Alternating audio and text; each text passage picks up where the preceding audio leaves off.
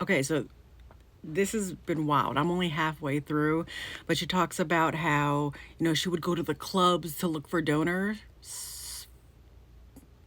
to have babies with, because apparently she had endometriosis and she couldn't have a child normally, naturally, or whatever you want to call it.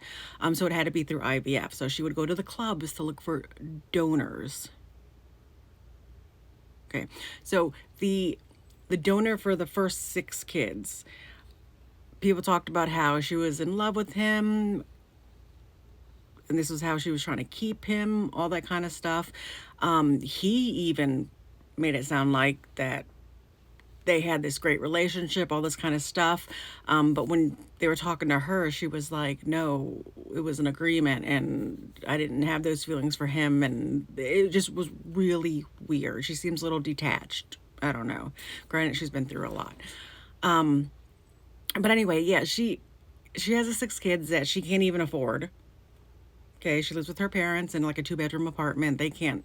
Her parents are struggling to support her and these six kids, and she decides that she needs one more for little Caleb because Caleb doesn't have a playmate. Because the only other kid that's closest to his age is autistic, so he needed a playmate, and I think that was just her throwing her childhood of being the only child and not having a playmate onto him as an excuse to have another kid. She said she only wanted one. So she goes to the IVF doctor and they implant six embryos, and the doctor tells her that none of them take, that her uterus pushed them all out, rejected them all. And supposedly under sedation, she was to sign this document, saying that it's okay to put in the other six to try that way. And it goes into all of that, but obviously the original six didn't reject because she ends up having eight. I just don't understand how she was struggling with six kids but wanted one more, right? Okay, so let's just say the IVF doctor did do wrong, and I think he got in trouble for all of that and lost his license and all that stuff. But she was being selfish. Why did you need six kids or seven kids? Okay, what you're putting those poor babies through, right? So she blames a lot of her decisions on not being lucid, like being in sedation with this whole Dr. Embryo thing, how she did certain interviews or talks after she had just given birth when she wasn't in her right mind.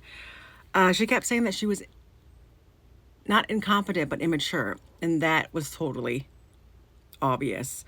So her first donor, the dad of the six, right? She went to him talking about, I want another one. And he's like, no more. I'm not helping you anymore. So that's when she decided to, go find another one. And I guess this one was a frozen one. They don't ever, I'm only halfway through, so I don't know if they said who this one belongs to or anything, or if they're going to or whatever. But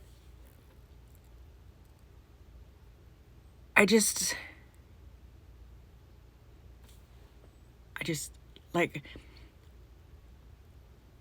what made you think you could support as a single parent with no real income this many kids? She was trying to feel something missing in her, obviously.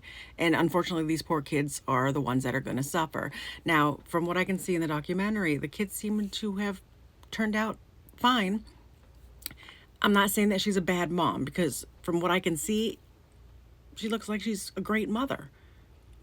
But she's just selfish to think that she didn't want to do interviews and do all that kind of stuff because she didn't want her kids to have to go through that, but then ends up doing that because she has no money to take care of these kids. And apparently she afforded the IVF through some sort of inheritance. They didn't really go into this inheritance, so who knows what that's from, considering where did it come from? Because if her parents were struggling, why wasn't she help? Anyway, and then you find out about the other stuff that she She does. She does all the interviews. Supposedly says things that she didn't mean to say because whatever publication says it'll make for good drama, good TV. And yeah, I just, I couldn't imagine. I mean, she had to have been making some money because it wasn't until like 2011 or something that she ended up trying to get government help. And she had talked about before that her like monthly bills were like 35 grand a month because you have 14 kids to feed. They're all in diapers because they're all under 10 years old. 3 full-time nannies. That is a lot of money. Where is it coming from? Because your inheritance, from what you said, wasn't all that big. So she's doing all these interviews, doing all this stuff because she feels like she has to provide for her kids, which is great. Yeah, I understand wanting to provide for your kids, but and then she does porn and things like that from what I briefly saw because they didn't really dwell upon that, and a lot of other odd things. But I just feel like I feel bad for her because she got a lot of shit, when this was going on. It was her decision, it's her body, whatever. I do feel, was really selfish in doing this because the kids did not ask to be born into this spotlight or into this situation. She does seem like a helicopter mom. I don't know how the kids are handling that because that's terrible. But yeah, no, if you've seen this, let me know. I still, of course, have to watch the second part of this documentary. There's quite a few episodes, but